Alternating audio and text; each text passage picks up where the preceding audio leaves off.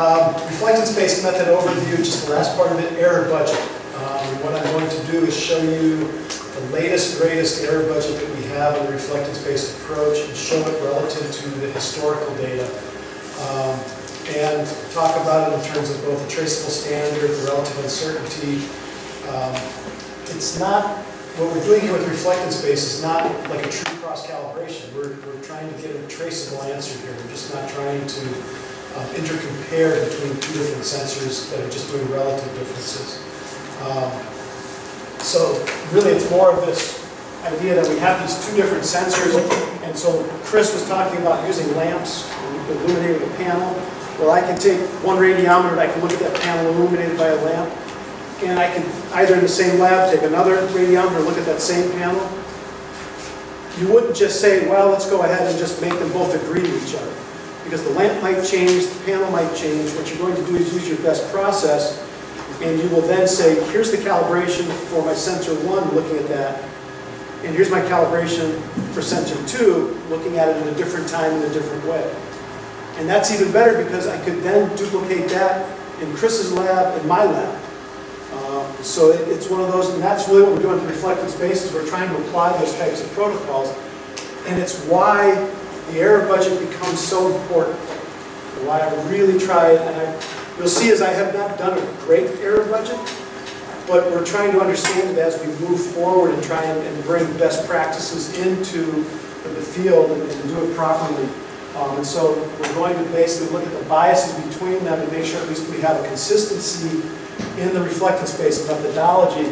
But at the same time, we want to ensure that if we have a time difference between two sensors, that we trust that the methodology hasn't changed, that there's no bias that's been created in an absolute sense, that we can have two sensors separated by 15 years, and as long as we're using reflectance-based methodology with the same traceability for both, they are directly comparable, even though they've never looked at the same site at the same time the same way.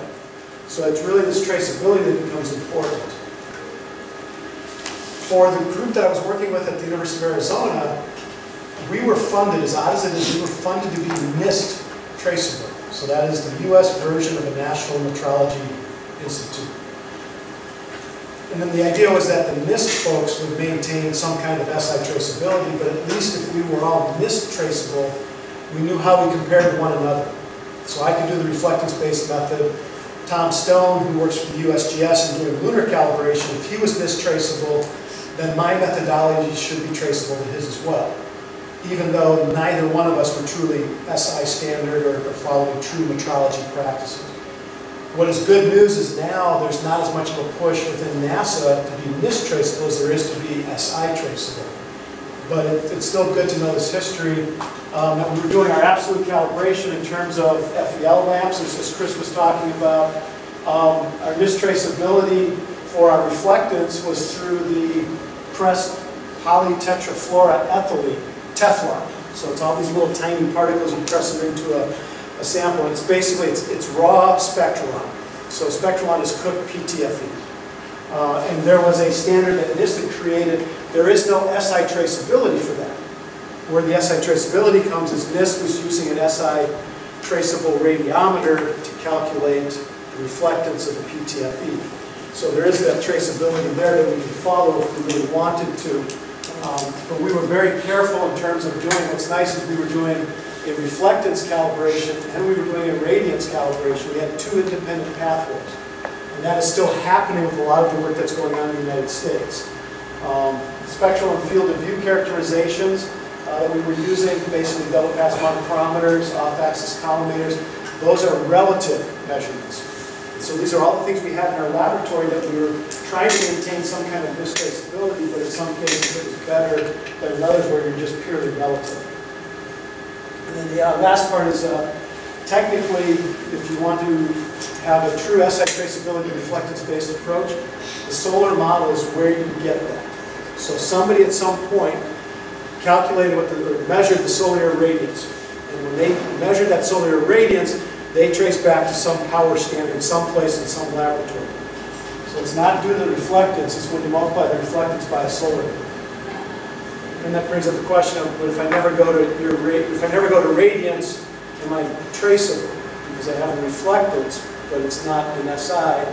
And then now you're starting to, the phrase in America is you're talking about the number of angels dancing on a pin. So you have this magical thing that you can have an infinite number of angels, because who knows what an angel is, and a pin can be infinitely tiny. I'd rather stick with, let's get the big problems first, and then we'll get the other problems second.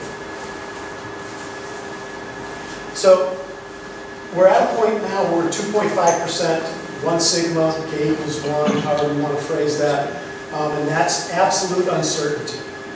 The relative value is about the same, which is frustrating. The method has not really changed in the last 25 years. So we still have the same kind of approach, but in the 1980s we were doing 3 or 4 campaigns, and we would do them over 7 days. And that was based on who was paying for them, and that's how it was done, because the French spot systems could see the site 3 or 4 times over that time period. So that was what motivated that. The absolute uncertainty was 5%. The precision was more than 5%, the relative repeatability. We shifted to the dry lakes in 1995 because we started working out into the shortwave infrared. White Sands Missile Range was the original site. It's made of gypsum, and if you're a geology person, the reflectance do weird things out at long wavelengths. So the dry lakes are very flat all the way out into the shortwave infrared. The uncertainty decreased because we got much better at understanding our reflectance standards. So you'll see this, and I'll show the numbers in a little bit. We also moved to 10 to 15 campaigns, but a shorter duration. We were going up for Landsat. And then when when MODIS launched, we were getting Landsat and MODIS, and we were getting Astro Landsat and MODIS. So we were getting multiple systems over a very short time period.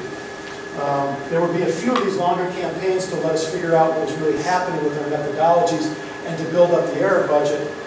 And what was nice is because of that, our repeatability got better. And we'll talk a little bit about that.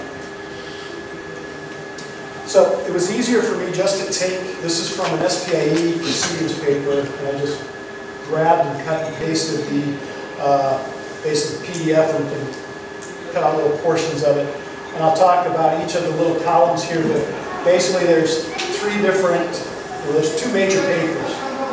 There was a 1996 paper that Phil Slater put together just as we were getting ready for the launch of the EOS platforms, and what they predicted they would be doing into the future as Landsat and MODIS launched. And then there was the updated version that we put together with the results from Landsat 7 and from MODIS. And in each case, there's a column labeled source. And on the left-hand side, there's a source. And we have a ground reflectance measurement, for instance. And within there, you have the reference panel calibration. So that's the material we're looking at, the spectral on. A diffuse field correction from the skylight that's coming down on it. And then measurement errors. How did we walk the site? How well does the measurement of the small pieces of the site actually represent the full site? What kind of uncertainties is the ASD causing? All of those get tossed into one place. On each of these, we estimate what the error is in reflectance. So the error in the panel calibration is estimated to be 2%. By estimated, when you go through your NIST traceability relative to their standard, we had somebody who went and they figured out all of our radiometer uncertainties and our lamp uncertainties and the variability, and figured out that there's a 2% absolute uncertainty in the characterization of the spectrum on panel relative to the NIST standard. And then that 2% would then build up into what we think is the top of the atmosphere radiance caused by that 2% error. In terms of diffuse field, the estimate was 0.5% for those 2 terms. They predicted that they would drop to a 1% in terms of the uncertainty for the panel calibration in going from 1996 to around 2000, and that nothing would change in the way the data were actually collected with the test sites we were using. In reality, what happened was there was no way to improve on what was happening because NIST never improved the way they were calibrating their system. So we're still stuck at a 2% uncertainty because of this traceability to the PTFE, to the powdered halide. So that stays the same. And in terms of the measurement, we went through and actually did a much better statistical analysis of if you go out and you walk the test site, if you have an ASD, if you have all these things that go in and did the statistical analysis, They were very optimistic that it was only 0.5%, and it was actually 1%. Now what's nice is when you take a root sum square of 0.5% and 0.5% and a 2%, you get 2.1. And when you do it with a 1% and a 2%, you get 2.2, which is kind of one of the interesting things about root sum squares is I have 1 and 2, I have 3% total. I have 3% total, but that's not the way we do it. We like to make ourselves look better, and so we RSS the 2 and the 0.5 and 0.5, it comes out to 2.1. We RSS the 2 and the 1, and we get the 2.2. But over time, not much has changed. The prediction was, there was some real assumptions made about how NIST was going to do things and what could be done inside of the laboratory, and they just have never happened. So this is the limiting factor in the absolute calibration with the reflectance-based approach. It is basically the reference. It's not how we measure the site. It's that spectrum on panel. That's your dominant error source. So if we can get rid of that, our absolute uncertainty is going to go way down. By whatever basically you change this, that's going to change it in a similar way. But it doesn't still, in terms of what I've been showing on how we have all that scatter and everything else, that doesn't explain it because this is really a bias term. This is a systematic effect. We can do that now instead of just for the ground reflexes, we can do it for optical depth as well. In terms of extinction, and we'll talk more about what each of these are and get into details. But basically from the atmospheric situation, originally the estimate was that it's about a 5% error that leads to a 1% error in the top of atmosphere radiance. These were not atmospheric scientists. So then they bring an atmospheric scientist into the problem, and the recognition is that we can do much, much better in terms of measuring the aerosol parameterizations, the optical thicknesses and such with either, whether it be a Snell, whether it be a home-built solar radiometer, whether it be a microtops. There's lots of ways to do this. But a lot of it basically became that just the optical depth measurements themselves led to a much smaller error than what they originally had estimated to be 1.1%. And this is important. The reason this is important is when I first joined this group, all of their effort was going into building better instruments for atmospheric characterization. And all they had to do was a better error analysis to realize they were wasting a lot of time and money. So this uncertainty stuff that we're talking about, there's a theoretical standpoint, and in some ways you're just trying to make it look good on a piece of paper. But someone will make a decision at some point as to how we're going to improve our methodology or whether this method is better than that method. And if you don't have an accurate or a well-understood error budget to work from, you may make a decision that you may regret 20 years later.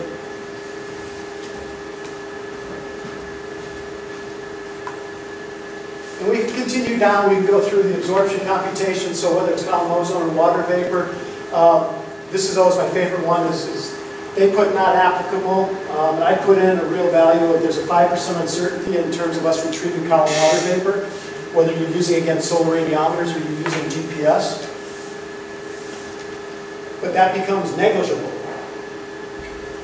What would be the easiest way to make a water vapor uncertainty negligible?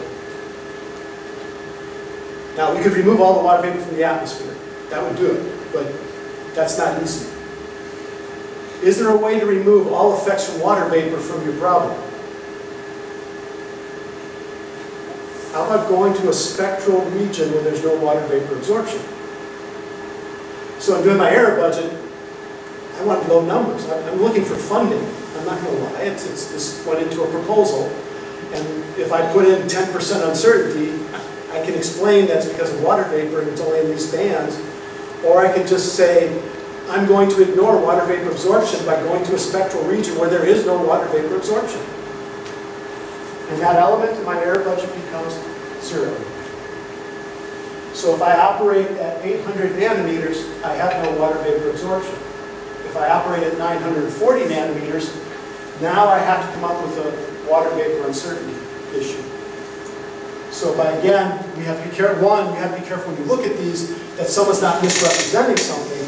But two is, we have to make choices as to where we're going to put our efforts. In the reflectance-based approach, if I get to a point where the water vapor content is my dominant error source, and that's all I have to worry about, all of these other problems have gone away and I've succeeded. And so I would be very happy. And then I will spend all my effort trying to understand the water vapor lines, the continuum absorption, all the other things that we're ignoring for now, because they will become the big problems. Choice of aerosol complex index. And again, because these were non-atmospheric scientists, they mislabeled this. They just went straight to the top of atmosphere uncertainty of 2 and 1.5%. This is because over a bright surface, the absorption by the aerosols dominates. And so if you get the wrong sizes of the aerosols along with the wrong composition, then you end up with a very large uncertainty. But what they neglected to understand was this is not going to show up in a true kind of a scatter form, because most of the aerosols stay the same over a given test set. And so as long as you have that, then you have repeatability. So we ought to be able to at least see the scatter go down if this is the case. And they vastly overestimated the uncertainty because they misdid the sensitivity analysis. And so this is kind of bad because this is really a sensitivity as opposed to a true error. And then this gets a combination of both relatives and absolutes. And this is where now we're having to go to the metrology people and do a much better job of handling something like this uncertainty, which is different than the panel reflectance uncertainties. And so I show this to prove that we're still learning how to do this. This is a bad combination of relatives, sensitivity analysis, and absolute uncertainties that we're looking at, but it still allows us to have a pretty good idea. And in this case, because I was able to go back and convince myself that even if I had done this right, I would still have this 0.5% as an absolute. Because it really is, do I have this high absorption from the aerosols or this low absorption from the aerosols? And can I determine whether that's the case? And I can. I can always go back and say I have a high absorption case, and then it becomes the scatter about that high absorption case or the scatter about the low absorption case. And that still gave you the 0.5%. The 1.5% and the 2% were way, way off in terms of understanding both the physics of the problem and then how it was modeled. The choice of the aerosol distribution, the type that we're using there, and again, they just went straight to a total 3% uncertainty because they had unrealistic estimates of what is actually going on. If you try to estimate what the sizes of the particles look like, and then you just throw that into the rate of transfer code, you get those large uncertainties. If you actually go to realistic variability, what we call the Junger parameter, then you end up with a much lower number. So we had not changed the methodology. All we did was do a better job of analyzing the uncertainties. Now you can say, well, that just means they were faking it. Well, no, it was just, we did not understand it very well in the early days. And the last one down, the non-Lambertian ground characteristics, they assessed that 1.2% uncertainty and 0.5% would be the improvement because they were going to magically make that go away by modeling the atmosphere properly. What we did was, and so we're going to measure the surface BRDF, and what I did was I ran the rate of transfer code with non-Lambertian surface and showed that we can make a huge error in what we think the surface looks like if we pick the right type of material, the right view angles, to where this is negligible. So they spent 5 years trying to build a camera system to do BRDF measurements, and I spent 1 weekend running the rate to transfer code.